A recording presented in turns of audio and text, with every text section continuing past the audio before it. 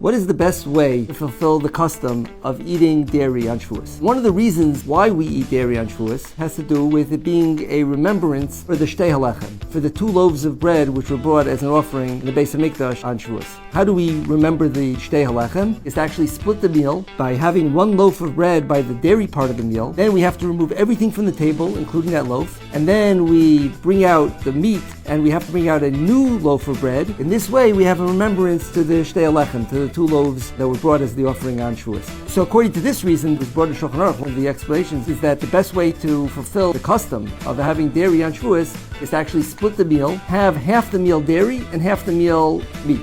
Now, to do this properly, it involves a lot of preparation. One of the rules is you can't have dairy and then eat meat right away, something called kinuach v'hadacha. You have to have a drink, you have to have a bite of food, you should wash your hands in between. It makes a lot of difficulties, and not everybody knows all the rules about how to do this, and therefore not everybody follows this custom of splitting the meal. Another way to do it is to make kiddush, have dairy like cheesecake, danishes for kiddush, and then we make a bracha achrona, and then a little while later sit down to the meal and have fleishiks. One of the ways that we celebrate a yontiv meal is with meat. We say that simcha comes about by eating meat, drinking wine, and therefore it is appropriate to eat meat at a yontiv meal. Some people find that they have more simcha in eating dairy meal, and therefore some will just have a dairy meal on Shavuos. Some people will have 1 dairy meal, 1 meat meal, all different types of customs on how to best eat dairy on Shavuos.